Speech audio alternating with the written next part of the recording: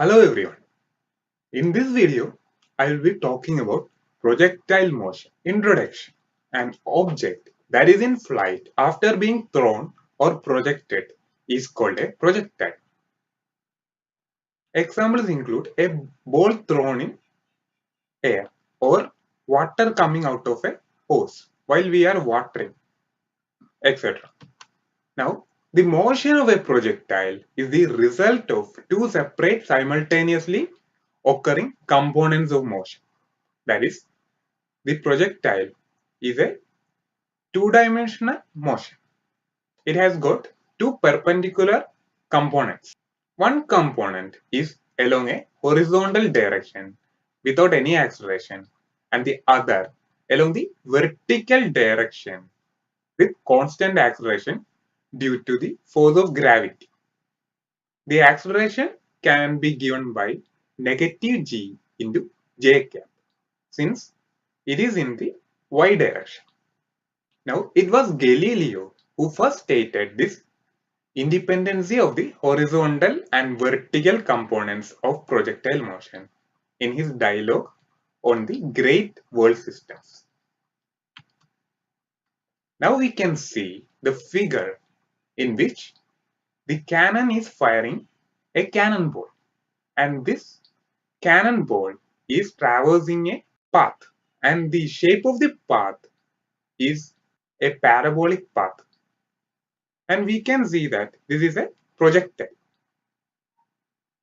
And there are two components of velocity for this projectile. That is the horizontal component having no acceleration and the vertical component having a negative acceleration equivalent to the acceleration due to gravity. When the cannonball is at the maximum height, the component of velocity in the y direction is 0, and when it reaches the ground, the axis y is equal to 0 and Vy is also 0. Now we can see the velocity components.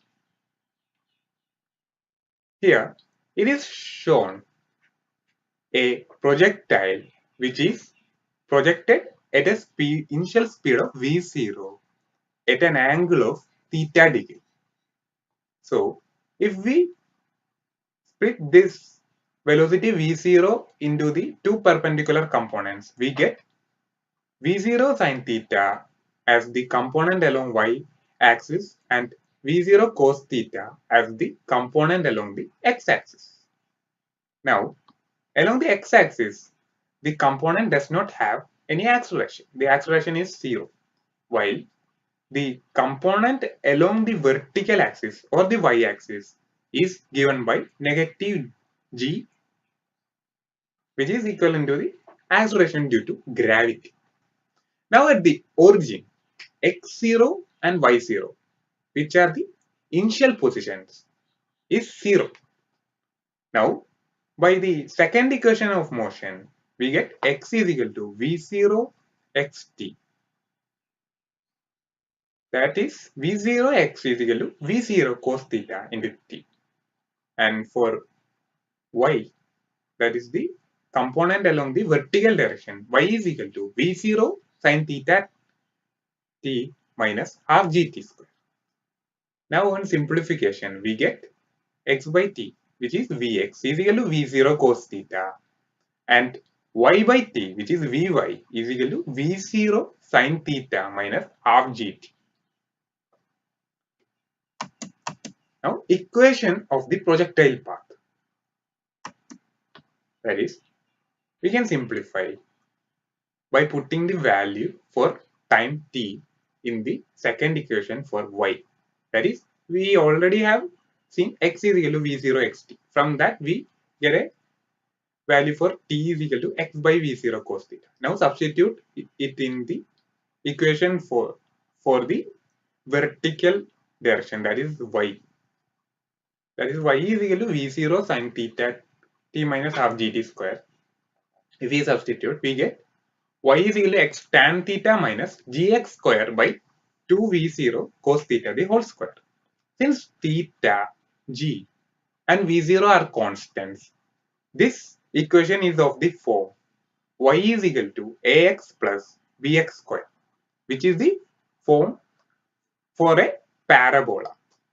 Hence, we can say that the projectile path is a parabola. Now, we can see the equation for maximum height. Now, Vy is equal to V0 sin theta minus gt.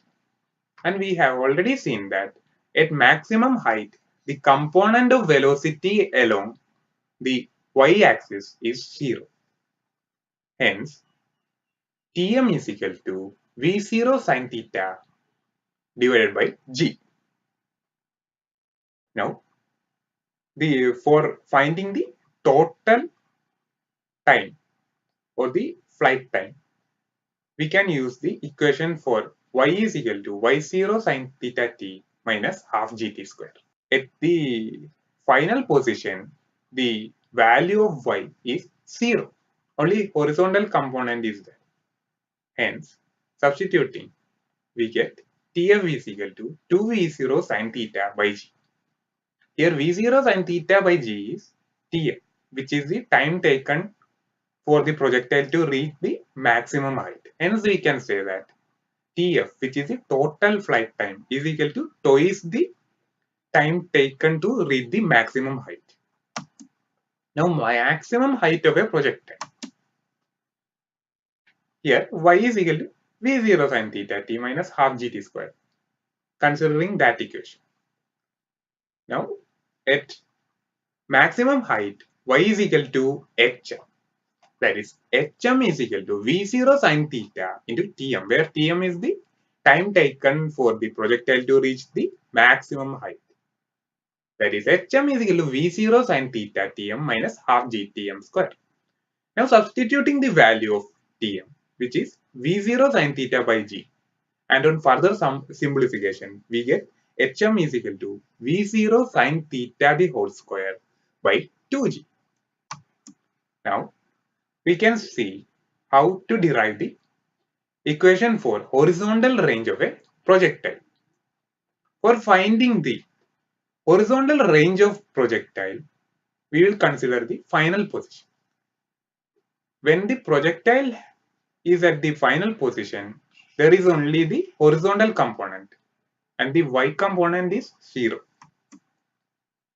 And hence, the range is given by V0 cos theta t into Tf. That is V0 cos theta into 2V sin theta by g.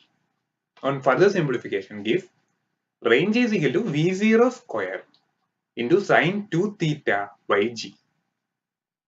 For getting maximum range, sin 2 theta should be equivalent to 1. And sin 2 theta will be 1 if theta 0 is equal to 45 degree. Hence, we can say that for maximum horizontal range, the projectile should be projected at an angle equal to 45 degree. So, this is the end of this video. In this video, I have discussed projectiles, its many key points, concepts, and its equations.